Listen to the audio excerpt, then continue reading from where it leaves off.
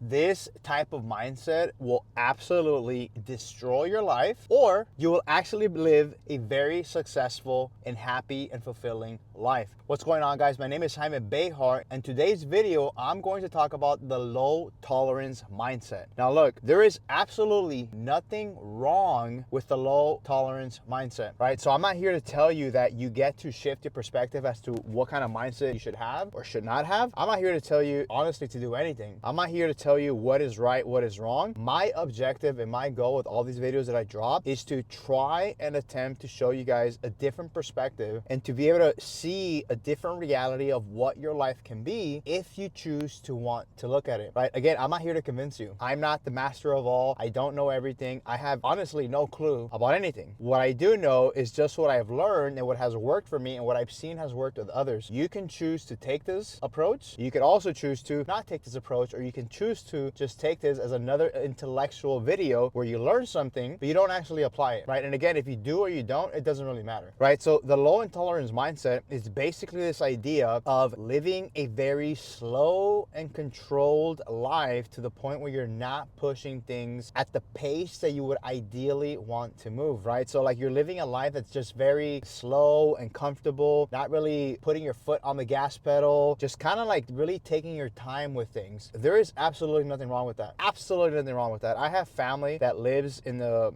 middle of Mexico in small towns that live a very slow life, a very slow paced life, and they love their life. They absolutely love their life. Like I have uncles and cousins, and I've met friends and people who just live that type of lifestyle, right? I have a friend who lives out in the middle of Utah in this big cabin, and this guy has a lot of money, but he lives a very slow life. He's not trying to rush into anything, and there is nothing wrong with it. But if you are trying to accomplish something, and if you're trying to create something big, or you're trying to make an impact in the world, having that type of mindset might not get you there, right? I'm not saying that it won't. I'm not saying that the only way is to move fast and to press on things and to move as fast as possible. But in my experience, I've noticed that when I apply that type of pressure, and I've noticed that when other people apply that type of pressure and the things that they're trying to create, they usually tends to work out and they get the result that they want, right? So how can you move fast but also move slow, right? And that is something that we all get to figure out individually. But when you are living that type of lifestyle, it will become very difficult to actually never accomplish the outcome that you want. Because when you start moving so slow, and again, like there's nothing wrong with moving slow. I move slow all the time, right? There's a time and a place where you get to move slow in order to try and see things from a different perspective. But eventually there comes that point where you actually have to press the foot on the gas pedal. And so usually what ends up happening is that you have a low success of achievement rates when you're moving at a very low pace, and you have a low intolerance for trying to accomplish things faster. Now look, this does not mean that this is 100% the fact of the rules, but there are many, many examples out there of people who've accomplished massive things or things that they want, where slowing down and just really doing nothing and just living a very slow life hasn't actually gotten them there. And again, I want to emphasize there is nothing wrong with moving slow. I want to emphasize that there is nothing wrong with choosing to not move fast. You do not have to do that. I know a ton of people who live those type of lifestyles and they love their life, and there's nothing wrong with it. But when you are trying to create a massive movement in your life, it's going to take a very long time. So what ends up happening if you actually don't do that, when you're actually pushing the foot down the pedal and trying to move as fast as possible, what ends up happening is you actually start having massive and excessive success in a very short period of time. Now, what does that mean? Have you guys ever heard of the idea that Einstein talks about? He says that the eighth wonder of the world is compound interest, right? We've all heard of interest, right? You make interest when you put your money in a savings account, or you have a loan, you owe interest on it. But compounding interest, he says, is the eighth wonder in the world, because when you let it just compound over time, it might not seem like much after a month or a year or 5 years, but after 100, 200 years, it will become massive and massive and massive. And so when you can create compounding interest in a very short period of time, like excess amounts, you will see massive, massive momentum in a very short period of time. You will actually be able to get to a goal significantly faster. And so when you're moving with a low tolerance mindset, that usually tends to not happen. Again, this comes down to the actual results of what you're creating in your life and them happening on the spot. Those things happening within weeks, within months, within a year, right? But what ends up happening is that when you're not doing that, when you're not actually pushing the foot down the pedal, it goes very slow, right? It goes so slow that you might still get the result, but it might become too late, right? And if you're okay with that, again, nothing wrong with that, right? So you have to be willing to look and willing to surrender to, like, what do you actually want in your life? What is the outcome that you're looking for? And is that what God's guiding you to? Is that what the universe is guiding you to? And are you actually on the right path, right? So whether you are okay with making results in 2 years or 20 years, there's nothing wrong with that, right? But which option are you choosing? Which option are you taking the steps for it to actually get you there in the period of time that you want? And look, although it's not guaranteed, there's a way higher chance that somebody who's moving rapidly fast and taking massive action in a shorter period of time will actually accomplish something in a way shorter time period. You might not want to be that person, right? You might not want to be the person that creates results in 2 years. You might be okay with like, hey, I'm okay with doing this in 20 years. I'm in no rush. And that's perfectly fine as well. But a lot of us tend to be of the type that, you know what? I want to create this result now so that I can take the time afterwards and just relax, enjoy my time, enjoy the success I've had, enjoy my family, etc. Again, there is nothing wrong with either option, but you get to really be aware of like, which option are you choosing? Are you choosing a low intolerance mindset option? Are you choosing one where you're like willing to go, and excuse my language, with balls to the walls to actually make it happen? And that's where a lot of people end up like just being confused, because they're thinking like, you know, what is the right way to do this? Is this wrong? Is this right? Should I go this path? It doesn't matter what path you go, just choose the path that you want and be okay with the results that you get based on the path that you chose, and as long as you're taking the right steps towards that path. So one of the other reasons why people tend to sway away from a high performing mindset and actually choose a low intolerance mindset is because of the amount of pressure that it takes to actually be able to accomplish something in such a short period of time. Think about it. Imagine you were going to train for a marathon. Would it be better to build towards a marathon in the matter of 16 weeks or 45 days, right? Think about the amount of pressure you would have to put on your body to try and attempt, and I say try and attempt, to run a marathon within 45 days, right?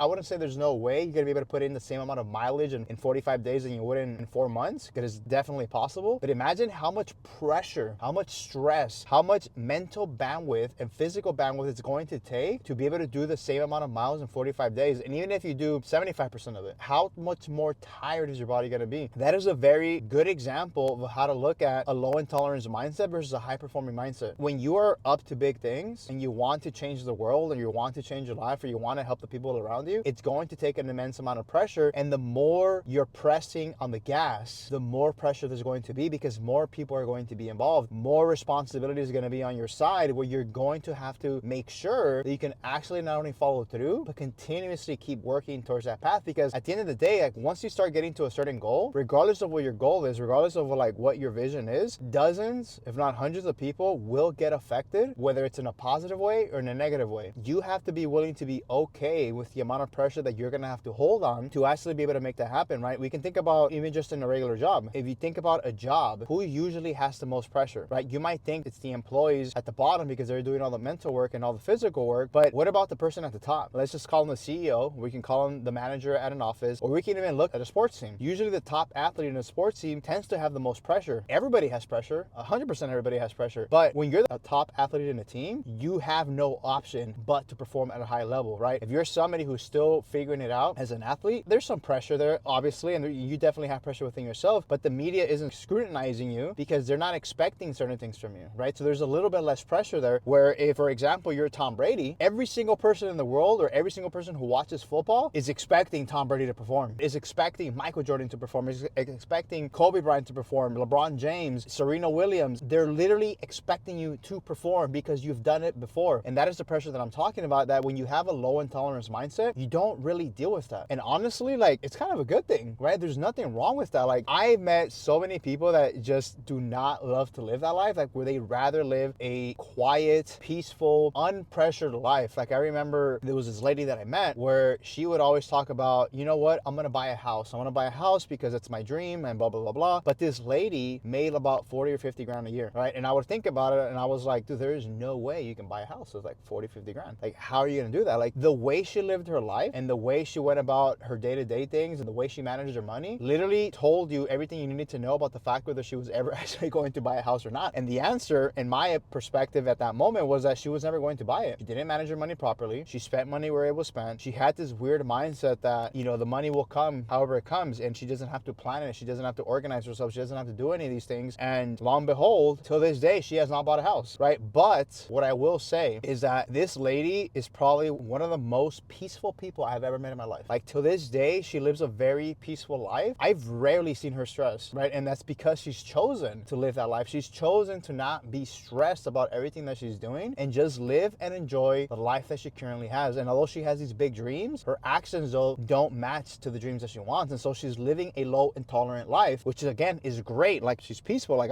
she's one of the most peaceful people I've ever met. But that same mindset, it's also the mindset that'll probably never get her the house. Till this day, she doesn't have a house. So you have to really be able to distinguish, which option are you choosing, and is it actually going to take you, to the goal and outcome that you want. So when you start looking at yourself from a high performing mindset to a low intolerant mindset, you can start seeing the differences in how you perform and how you think and your emotions towards people and your emotions towards things. And you'll notice the differences between each of them and how each of these different perspectives on mindset are different tasks, are different details, are different ways of being, or different ways of thinking that will get you to the different outcomes. And neither one of them is wrong. Neither one of them is right. If you're living the life that you want and you're in whichever mindset you're on, then that is the life that you're living, as long as you're happy, right? But if you're not living the life that you want, then you get to really choose which type of mindset do I want to live off of? Which type of mindset do I want to embody? Is it the low intolerant mindset or is it the high performing mindset? When you become crystal clear as to what that mindset is that you want, so that it actually matches with the goal outcome that you have, that is when you'll actually truly get closer and closer to accomplishing the dream of your life and living the life of your dreams. And here's the last thing that I'll leave you guys with. If you're the type of person who wants to live the opposite of a low intolerant mindset and you want to be the high performing person, is you have to be willing to be intolerant to mediocrity, right? Intolerant to mediocrity within yourself primarily, right? You can't just sit there and judge others and assume that, hey, because X, Y, and Z person, like, I'm just going to judge them because they don't know what to do. But if that person or those things are affecting, your mindset towards becoming a high performing person, then you get to go a separate way, right? You get to find people that will actually take you towards that direction. Mediocrity, honestly, it's a pretty judgmental word because you're pretty much implying and saying that people who are mediocre are not optimal, they're not good, they're not smart, they're not, all these different things depending on,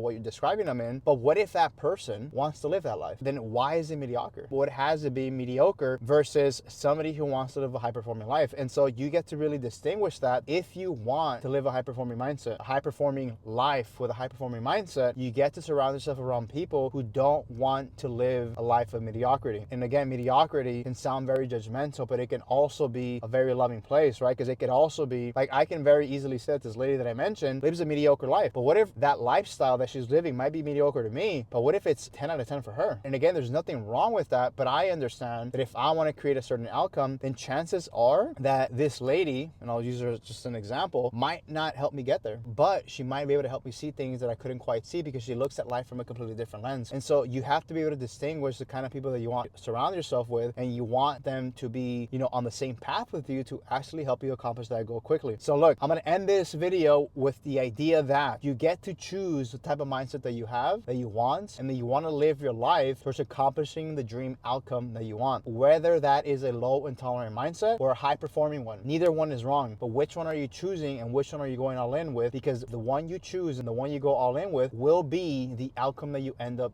getting. I'll catch you guys in the next video.